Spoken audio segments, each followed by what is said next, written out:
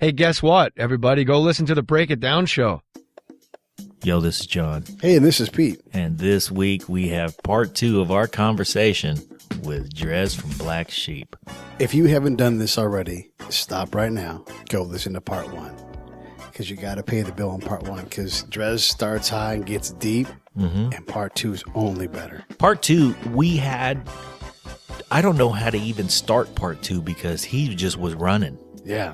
He just kept going. He talks about really some very adult topics as they relate to hip hop, because he is an elder statesman of hip hop nowadays. Right. You know, I mean, he has the elder statesmen to whom he looks up, and they are absolutely the first generation. Yeah. They are. I mean, his homeboy who he reaches out to for advice is fucking Kool Herc. You don't get any earlier than that. You do not. You got to go like Gilbert and Sullivan patter songs or Freddie Mercury rapping, to get further back, and that don't count. Yeah, right. I mean, you have to go all the way back to like Shim Sham Soft Shoe. And the thing about Dres is that his knowledge of that early stuff and his reverence for it is really genuine, and you're gonna dig it. So check him out. We're proud to call him a friend of the show, and I love him. Yeah, I love Dres. Much love, family. That's right. Check him out. Yeah, cut you, pardon me, but and I don't know these guys from a can of paint, but just the things that are in public. You see Lil Wayne and dealing with his situation with Young Money. They should have learned from Wu-Tang. Yeah. But I'm pretty sure that they didn't associate with Wu-Tang. Right. There were things to be learned.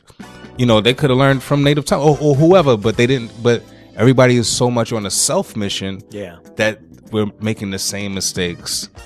Granted, it might be a different scale. Like, what I'm saying? We might have been closer to the floor and y'all might be closer to the ceiling, but it doesn't mean the same things aren't happening. And that's the disconnect that I'm speaking to. Like, by us not searching, I'm more than positive that a Young Money saw the effects of a Wu-Tang coming together and how there's strength and more, all of these individuals forming one thing, but can be able to go out as individuals still. What I'm saying? That was a blueprint of sort. And I'm sure things are emulated, but no one gets back to the blueprint drawer, the foreman, what I'm saying? It's like, what? The shingles that shouldn't go this way, they should go this way, or whatever is going to make a bit better house. No one's doing that kind of work to make hip hop a better house.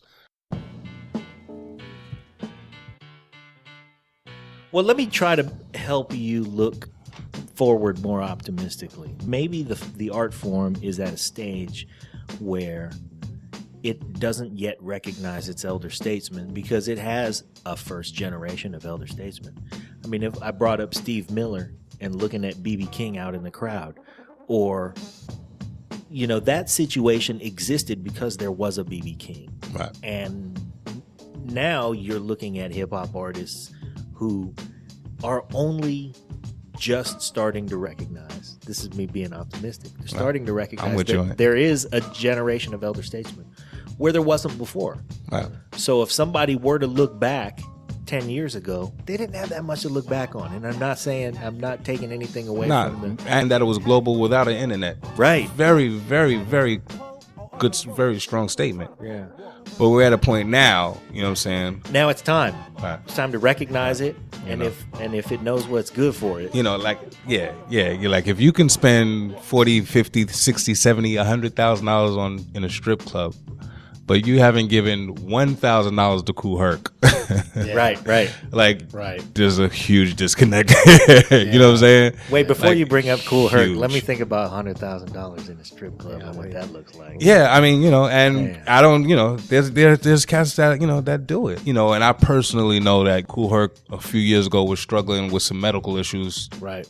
To even pay for them. That shouldn't exist in an industry that literally spawned off of this man's back. That's worth billions of dollars off of his back. Yeah. How often do you see Kool Herc, man? We talk often. I'm very, very fortunate that he's one of the people that I could literally call up or that will call me And, and we'll just chop it up. Like, he's a big brother to me and someone that I love and have a lot of respect for and that I listen to and that listens to me. Like, he's a friend. And I've grown to look at quite a few older cats in the same way. Kaz, Tito from Fearless 4 is definitely a mentor to me. He's one of the cats that literally made me want to rhyme. The Fearless 4, Tito in particular, was an artist that I saw as intelligent, but yet came from where I come from. Yeah. You know what I'm saying? Like, I'm from Astoria Projects. I could see, the urban inner city in him. I saw New York in him. But he was this articulate dude that was able to let you know what he saw in a way that wasn't just, it's bad. Right. You know what I'm saying? He was able to give you the intricacies. See the good in it. Right. See the complicated. Right. Right, and definitely show you the good in it. That I think that's so important that you do see the good in it, because there's much more good in it than there's bad in it. Like, everyone's always trying to talk. I just want to show you what I see in my neighborhood. Your neighborhood is not, Hiroshima the day after the bomb drop. There's much more going on that's family oriented, that's community oriented, that should be about education, about bettering ourselves, about standing for something in this world, and those are the records that we need to be making. Well, when we talk about, actually, man, this has come up frequently in the past few shows. Ice Cube. Yeah. We were fans of Ice Cube. All right. And I was a big fan of NW when Straight Outta Compton came out. Yep. That's how I felt. I was mad. We dug that, and we enjoyed it and enjoyed Ice Cube. And you know specifically where I grew. I grew up in Paradise. And just to cut you, Ice Cube took me on my first tour. Did it really? Yeah. Nice. Yeah. So here's the thing that happened to Ice Cube, though, that we've observed because we are older. Right. We saw him soften up. Definitely. We saw him stand for what he stood for at that moment, and he was mad. Right. And then as time wore on, and he had a family and all of that, and he did see all those things, and he experienced, a life that included Easy funded their record because he sold drugs. Right. Yeah. Yeah. But he had parents. Yeah. And his parents worked hard. Right. And he saw that example too. Right. He just chose really not to talk about it very much. Right. But eventually he did. Right. And eventually he became that. We get wise. Yeah.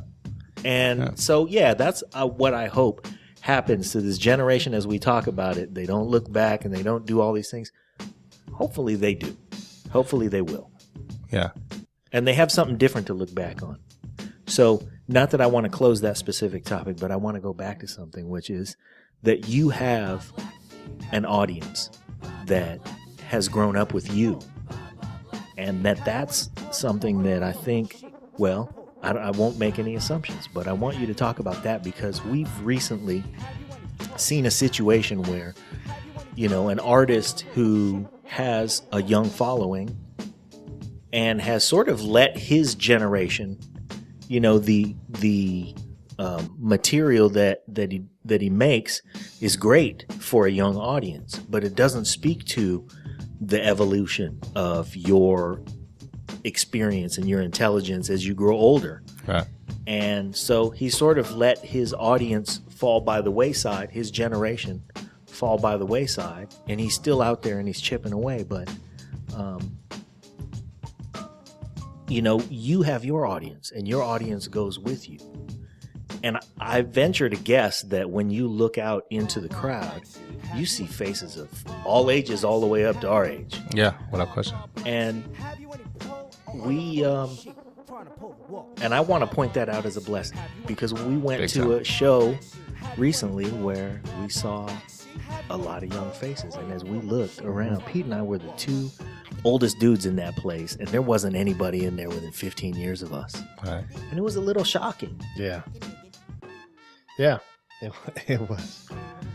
So I think, your longevity hopefully will continue. And I mean, I still enjoy your records, and I don't imagine I ever won't. That's peace. So there will be a point in time when we're 65 years old, and guess what? 65-year-old Dres is gonna play at the DNA Lounge, and we'll go on a damn Wednesday night. I honestly hope to be that artist. Like the artist that really introduced me to music is Stevie Wonder. He introduced me to the power of words, and it's something that I hold on to for dear life. Man, you tweeted and Facebooked about your Stevie Wonder experience recently, and it was cool because I was looking at your post and you were a fan. I mean, it was like, oh my God, this is Stevie, and I was, and that came out. Yeah. Yeah. Like this is, I can I can point at this man as the reason that I understand words and how powerful words are. You know what I'm saying? And I'm a firm believer and advocate of, if we can put lessons in the music, people will learn. Like even school lessons. Yeah. You know what I'm saying? Like if, I took place, I'm on the board for urban arts program in New York. And one of the things that I had to do was to put a rhyme about algebra together just recite a rhyme about algebra for the high school students to pass the Regents test. And I can't tell you how many kids literally reached out to me and was like, yo, you helped me pass the Regents.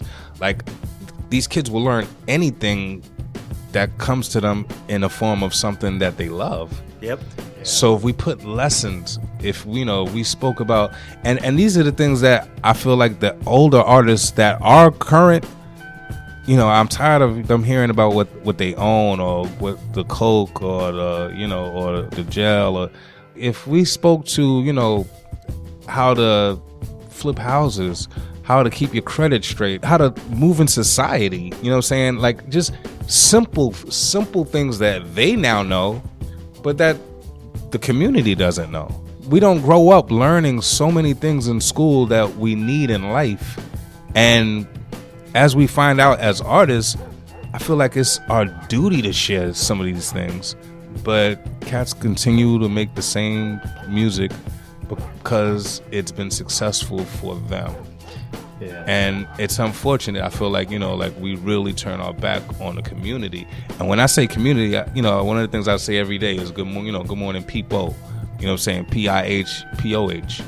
That's hip hop backwards. I feel like hip hop is people. You know what I'm saying? And that's regardless of color, regardless of gender, regardless of sexuality. If you hear what I'm saying, then I'm talking to you. Yeah. You know what I'm saying? And we're all the same. Like, you know what I'm saying? Like, you crack a brown egg and a white egg, they're the same inside. It's got a yolk in it. You know what I'm saying? Yeah. Right. They're the exact same inside. Yeah. The eggs didn't know what color they would be born. Right. But they're the same. And like I said, I speak to anyone that hears me. I'm talking to you. There's things that we can do as a community. And dancing, singing, and bonding is all part of it. Yeah. That's all part of it. Yeah, cool. Let's be festive.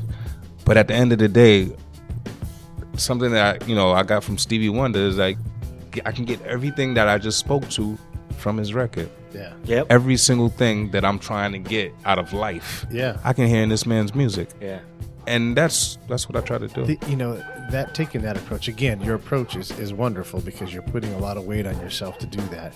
And we just interviewed Tommy McElroy just the other day, and we were doing some research for the show and dug up Club Nouveau, and we were listening to that, and it could instantly take me back. I know where I was. I was on 780 in my mom's blue Dodge Colt, and we were listening. Club Nouveau was on. I can see it in my brain. I didn't know this memory was there, but that song, instant recall, and I'm like, oh man. And I could see like 5 minutes of my old video from 15-year-old Pete, sitting in a car.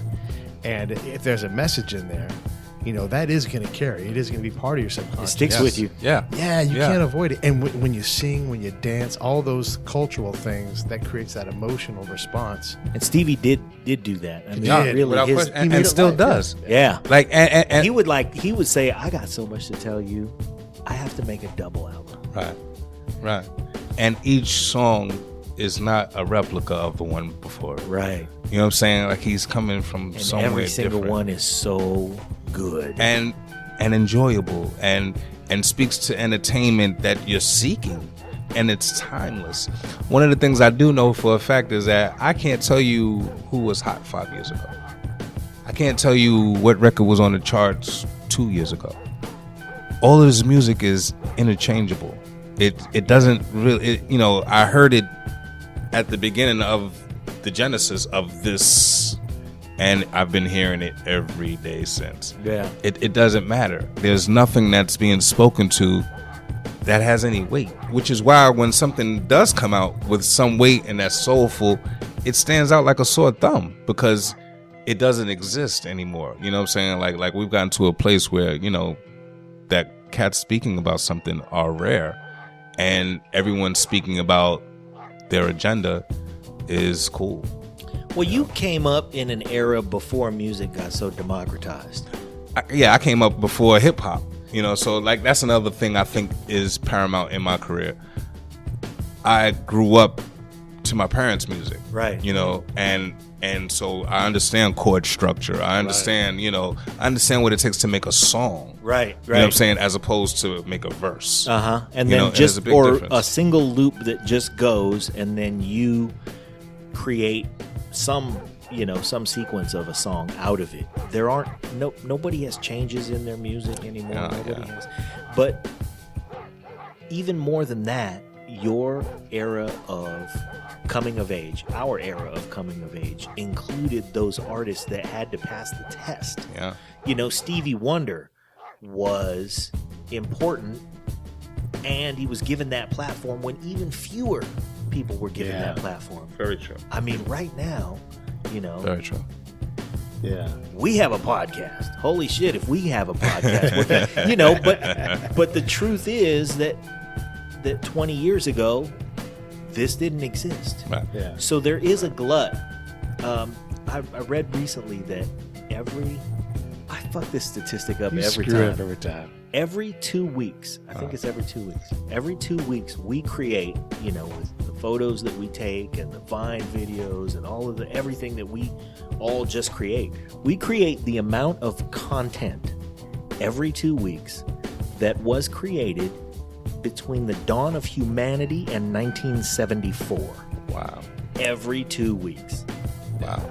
And that's believable. Yeah. Like because I mean, everyone at this point everyone with a phone is published. Yes. Yep. You know what I'm saying? Like it's insane. Right. It really is. And it's just gonna grow.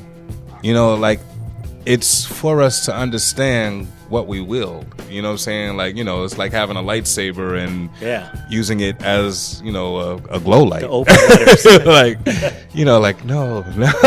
Yeah. You talked earlier about mentors and everything, and our band leader, Corey Jacobs, tells us a great story.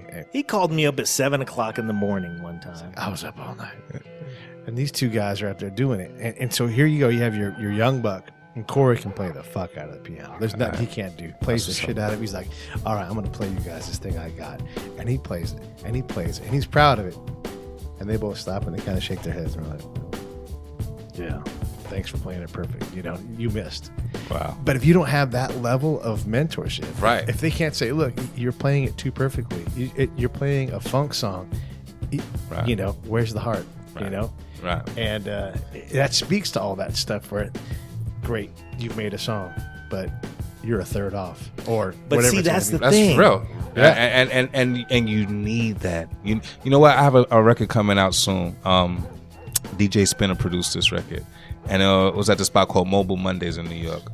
And what was so cool about this particular night was that it was a friend of mine, Gene Brown's birthday. Gene Brown is a record collector. He sells records to pretty much every producer that we deem dope. They probably bought a record or two from Gene. Anyway, he's a good friend of mine. He calls me. He's like, Dres, I'm having my birthday party. There's going to be producers from Static Select to Easy Mo B to DJ Spinner to Rashad Smith to Scratch, DJ Scratch to Just Blaze. And what they're going to do is they're going to play records that they were responsible for in hip hop. And then they'll play some new beats that no one has heard. And the MCs that are in the house can grab the mic and rhyme on them. So this night was phenomenal. Man. This night was phenomenal. And so Spinner, plays a bunch of the beats that he was responsible for, and then he throws on this particular beat. And I look at my boy like, yo, this beat is banana. He's like, yo, grab the mic. Grab the mic. I just saw rocking to it. Everybody's just kind of blown away.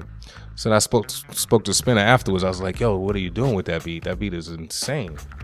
He's like, yo, I just gave it to Rashid Chappelle, young guy that just released an album a year or so ago, and a good MC. And so I was like, wow, I would really love to rock that. He's like, yo, let me call him and see if y'all could do it together. He calls him. Rashid's like, yo, bet. So they send me the track. So I text back and forth with Rashid, and I'm like, so what do you have in mind for it? He's like, I haven't done anything to it. He's like, why don't you see, why don't you set the tone for it? And I was so grateful that he gave me the opportunity to set the tone. This record is literally be coming out some point this year. I'm pretty sure it's going to be a record that's going to be around for years and years. Wow. Because I really, because I took it that seriously. You know what I'm saying? And I didn't know if And so did he.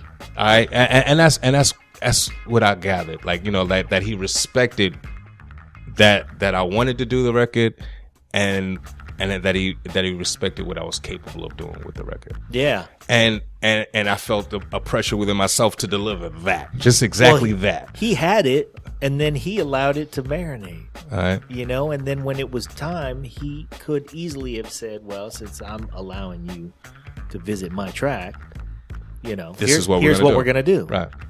And instead he said, no, let me get out of the way and see if I can pick something up here. And all right, and this is my word. It's rare that I would even speak to a unreleased record like this, but I took it that seriously. And the name of the song is called Discover, and I promise you, this is a record that'll be around for years and years.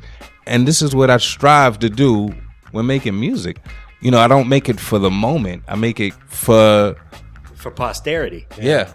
Years and years to come. And that's the music that I think Stevie Wonder makes, and artists that I respect make. They don't make it for the moment. They make it for the people.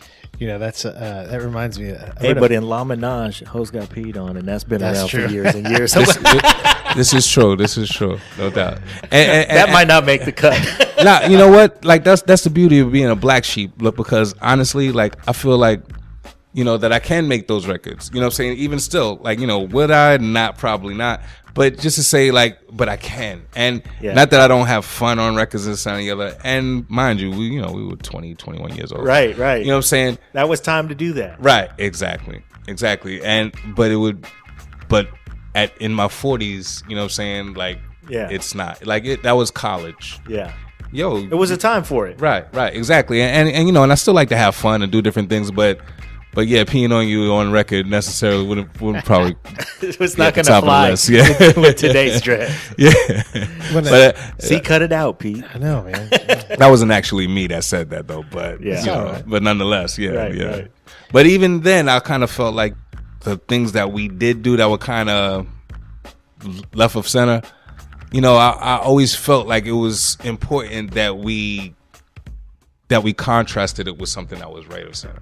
You know what I'm saying? Like, even the Wolf in Sheep's Clothing, like, there's a bunch of those records, but there's a bunch of other things as well. Like, to me, a record was a pie. Yeah. You know what I'm saying? And it was important that you gave different slices as opposed to the same slice. Right. All around. Yeah. No, that I think is another thing that came from the Stevie Wonder influence, or from the, the influence of the records that required variety. Because we grew up in the album age. Now you get a song on iTunes for 99 cents if you pay for it at all. Right. Yeah. And getting one song is that's okay. Yeah. And now it's difficult to get an album sale. Right. Yeah. Yeah. And it's difficult. The attention spans are so short these days. And it's a terrible shame. Yeah. Because when the album lives with you, you have the viewpoint of, Stevie, how important he is to your psyche and to your development as a kid. It was because he spoke to so many facets of your life, and you allowed him to speak to them all. Allowed him in the door, right? Like a Marvin Gaye "What's Going On" album. Mm-hmm. Yeah. Like just the arrangement of that wouldn't even exist today. Nope. Right. You know what I'm saying? Because you wouldn't even hear the album as it was presented. Yeah. You know what I'm saying? The attention spans are so short. Like right now I'm doing a series of singles for Tommy Boy as opposed to doing an album. I'm going to give you a single to concentrate on, and then I'll give you another single. And it's just for that very reason, that the attention spans are so short. If I give you an album, you'll have listened to it in a week and be looking for something new from me next month. Right. You know what I'm saying? And it's a shame too, because like you take the concept album idea, you know, like Willie Nelson does Red-Headed Stranger, and he builds a whole thing over 45 minutes. You know, you've got a song about love, you got a song about hate, you got a song about redemption, you know, and it all goes along, and you tell this story, but you're allowed to go somewhere with it. You can't do that in 3.5 minutes. And the pacing, that's missing from somebody's entertainment experience now, where you had a build up and you had the, you know, and you had to listen to the whole side of the album, because by the time you got to the end, you had been moved. Right. By the, you know, by the tempo, by the composition, things swelled up and then things let go. And, you know, if you do have an album these days, a lot of times it's not even because of the music, it's because you bought into the brand. Like someone, you know, and I don't want to talk bad about anything. I've probably said a couple of cheeky things about whoever, but I really don't care. But just say, at the end of the day, like a Taylor Swift album is probably bought more for the brand than it's bought because I'm a fan of the music. You know what I'm saying? It's like I'm a fan of... It has to be in your iPod in case your friends look in there. What you got? Oh, you got the Taylor Swift. Yeah. Oh, okay. Yeah. You're all right. Right. And but you know, and like I said, I'm not trying to be cheeky about it. You know what I'm saying? You know, God bless her, whatever she does, or whoever. It, you know, this could be anyone. Yes, she at least writes with sincerity. Right. Yeah. So let's give her a due for that. Exactly. And but what I'm saying is that her brand is bigger. Yes. Than the music. Than Like you're cooler for liking her than liking her music. Yeah. You know what I'm saying? Like the average cool is what's important. Right. Not that you're buying the music for its emotional experience that it gives you. Her music's often dismissed too. As she sorts through her emotional problems with boyfriends and all that stuff, it almost be like, oh yeah. Yeah, it's almost like the Anna Kournikova of, you know what I'm saying? Like, you know, like hasn't won anything, but we're all watching. You know what I'm saying? You know what I'm saying? Like, you know, it's not because you're this great player. It's because we've bought into your brand. Right. Yeah, exactly. You know, with the Danica Patrick, you know, like it's not that you're this great driver. Right. But we want you to be. You know what I'm saying? So we're paying attention and we're this, that, and the other. And that exists a lot in music these days, where it's much more about the brand than it's about anything that you've put on the table, you know. And I don't know if that's good or bad on a certain level. It's just where we are. Yeah, music moves, it evolves. Yeah, you know, and it's why, to me, I know John doesn't always agree with me, but like Run DMC seems very dated and doesn't have the legs because music has moved a lot since then. Yeah. I mean, for them to even say a rhyme as we know them is old hat. Right. Like, you know, if you think of the cadences of a Run DMC record, right. You know, it's old hat if it comes how it was presented then. Right. You know what I'm saying? Yes. You know, like I just did another great record with the guy that I said is a mentor to me, a big brother to me, Tito from the Fearless. And we have a record out, and both of us took it, you know, and I know that I found the right person to look up to as an MC in him. We both addressed the record pretty much the same way, that it's not about who we were, it's about who we are, and addressed it in a way that is beyond what these kids do. Not in a way that was old, not how you've heard us, but how you need to hear us. Like, we have a really cool record called Wake It Up that's coming out. And as far as lyricism and just cadence and mechanics, eons beyond what you hear today. Man. You know, and it was just that we took the time to really put it together and understood how to. We understood how to grab your ear, what to say to make it stand out. Yeah. The mechanics that really should, you know, how to ride a beat, how to be in pocket, and just a superior effort. You know, and this record hasn't come out yet. I'd like for it to be my next single on Tommy Boy. So I'm trying to situate that now. But just to say, like, you know, all of that should exist in music, in my opinion. You know what I'm saying? Like, you know, just being able to come with something that if you never, like I used to love Ghostface because we didn't know what he looked like or anything, but mechanically he was just dope. So it was about the music. Right. And that's the what gimmick was okay, but it was first about the music. Right. No it's doubt. nice to hear you say that, man, because as a craftsman, to know that you have taken your experience in the game and made it the same as a craftsman with 20-something years of experience in anything else. You know, if you know how to build a cabinet, you got 20 years in, I mean, you need to build the hell out of a cabinet. Real talk. And for somebody to say, hey, man, you know what? Me and this other cabinet maker, he's been doing it for 25 years. I've been doing it for 25 years. And we just decided we're going to go in here and fuck up this kitchen. Right. You know? Yeah. And it's a work of art. Right. Who do you want to buy a cabinet from? Right. You know what I'm saying? Like, Yeah. for real, you know?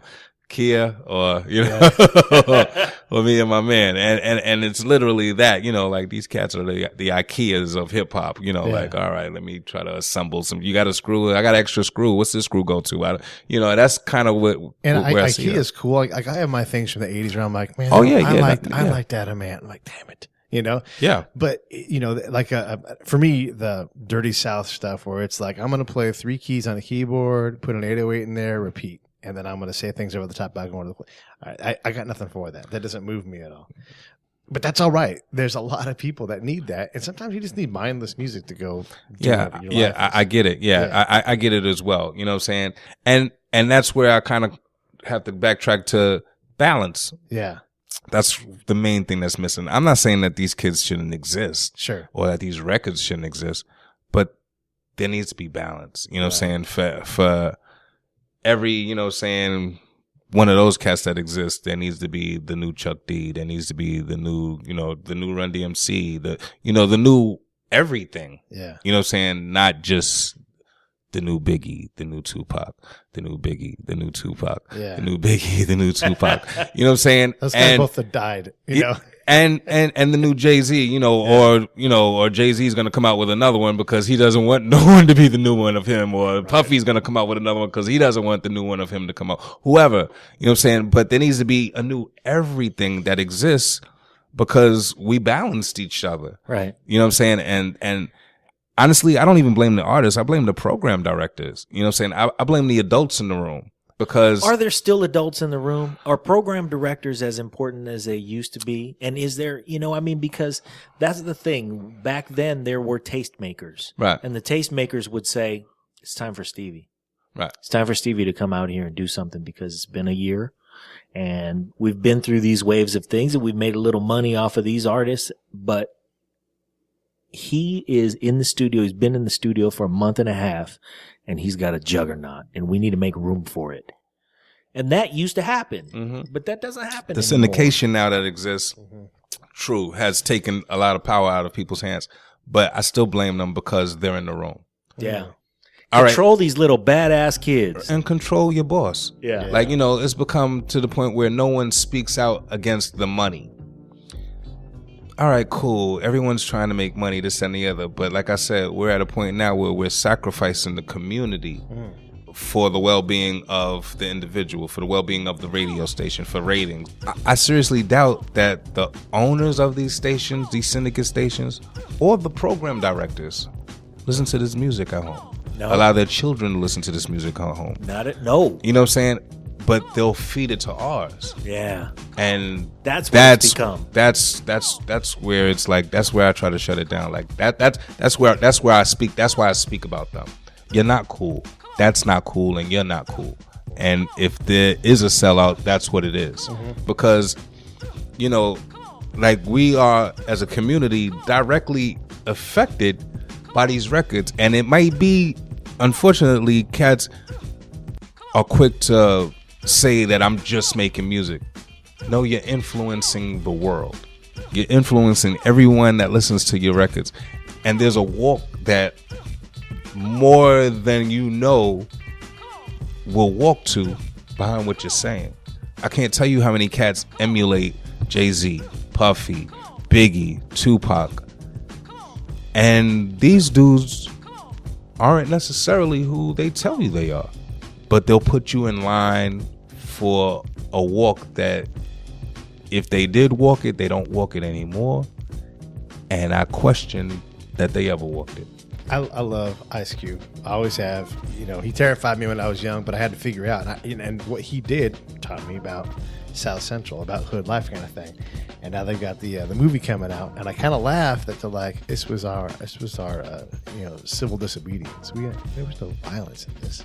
We were just protesting, and we all know that's a bunch of bullshit. Right. We all were there. We're like, oh, God damn. Right. No, that's great entertainment for a generation that didn't experience it. Right. Yeah. Right. He's had to craft his brand to Right. support this message now. You know, and he can't sell. He's not that dude anymore. Right. You know. Yeah. And even, we bought into gangster. But I questioned that when at its prime. Like, Yes, like you did. Yes, you did. To say, like, what are we doing? Even gangsters don't want you to know they're gangsters. Right. Number one. Right. And as I alluded to earlier, the whole thing about being that is to have the opportunity to not be that. Do that, yeah. And, the way we present it is like it's the greatest thing in the world. Yeah. And it's only when, your family member's not here. It's only when you're doing an asshole full of time. Or, saying like it's only when we're affected in the worst of ways behind it That we realize. Yeah. Yeah. You know what I'm saying? And I questioned it then, my father was a heroin dealer, you know what I'm saying? I've been busted for hustling. I don't even really make these records because I feel like I'd be hustling my vices. I don't really necessarily want you to dig me for that. I lost respect in myself behind some of my walk. You know what I'm saying? So I don't necessarily, and not to say that you couldn't learn from it. Right. I think I inadvertently teach you things just because I have a knowledge of. You know what I'm saying? So I'll speak to things that might allude to me having a knowledge of. But I won't come out and be like, when I was, 18 years old, I used to sell coke and I was just the coolest thing I could have ever done. It's the dumbest thing I could have ever done. And granted, there's people that are doing it, but I'd like to think that if that's what you're doing, it's because you have to. Not because it's the coolest thing you could be doing. Right. You know It's what I'm saying? a move of desperation. Yeah, right. And you aspire to get the hell out of it. right. And the main thing that really, really messed me up when I found myself doing 10 months on Rikers Island behind it was that I really had to look in the mirror and know I didn't have to do this. I'm much more intelligent than this. This is not the only thing that I'm capable of doing. I sold myself short. You know what I'm saying? Like, why did I think that's what I had to do? I know people with jobs that make more money than people who hustle. You know what I'm saying? I know people that, don't have to turn around their back, you know what I'm saying? That they live a good life with a family that loves them, as opposed to people that they pay for to be around them. Right. Or like it's just such a dysfunctional walk that we glamorize. You know what I'm saying? So when this whole gangster thing came out, like, I honestly knew in my heart this was a step in the wrong direction. And it's unfortunate. Like, I don't mean to sound like that guy, because to a lot of cats, even at this point, that's gangster is something that's cool. But I hope this doesn't have cats look at me ridiculously, but I look at a cat that's, if you're 40 years old with kids and you're screaming out a set, there's huge issues there. Right. Yeah. If you have children and you're a known gang member, like, there's huge, and the only people I could think of is like, maybe a Snoop or whatever. Like brother, no, you're my age, if not old, maybe a little younger, and maybe it's the culture. I'm not trying to, I don't really know to say that it is or it isn't, but I do know as far as people, you know what I'm saying? As far as people go, that we have to garner the strength to stand above our circumstances, or the circumstances that we grow in. I can't see myself, a 40-year-old man, yelling out my gang in front of my child, because I know how my child looks at me, and I know that he'll grow to feel like he's closer to me by being closer to what I shout. Right. So I would never shout something like that. And I question, not just as, single out Snoop, any 45-year-old man, that's still your walk. Or even worse, the ones that are 30 plus that get into it. Yeah. Like, you know what I'm saying? I feel like, if you're born into it and that's your reality and that you grew up with that, then that's something that, that you deal with. You have to deal with. Right. And hopefully you have the wherewithal to change it. Right. But if you change to that. To it, right. Or if you have the opportunity to step above it. Right. You know what I'm saying? Without it entirely. Right. And you don't take it. Choose the other. Then I question it. And it all comes back to the music. It's all reflective in the music.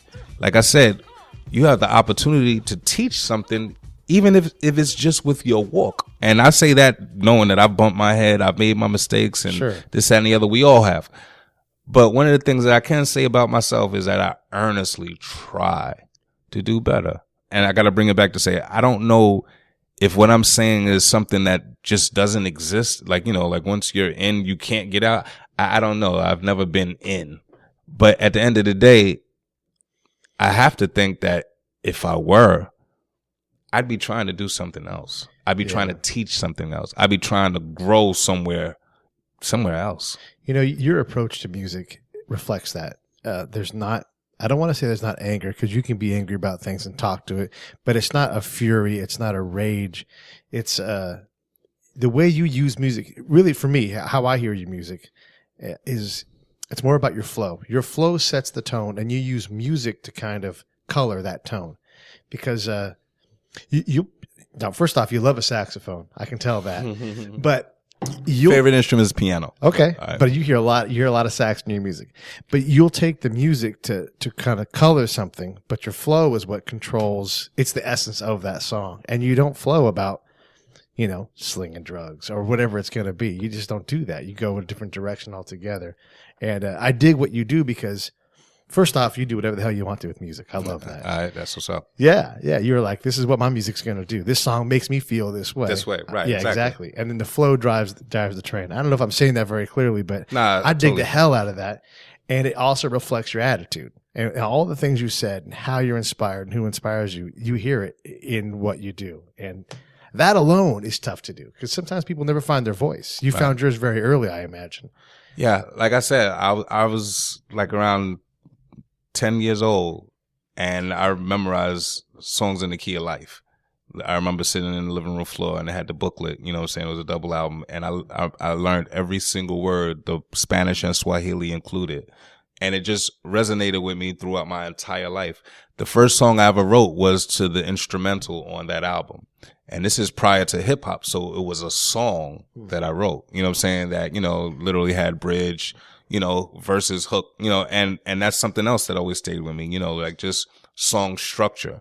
So I know there's certain things that I bring to the table as far as what I do. And I know that there's a big difference between a verse and a song. And I think throughout my career, I've had the opportunity to kind of push that forward. And that's what's up for me. There's people that talk about, I grew up, I was influenced by the hustlers, and I was influenced by the pimps, I was influenced by the robbers, whatever. But I question, is that all that you were influenced by?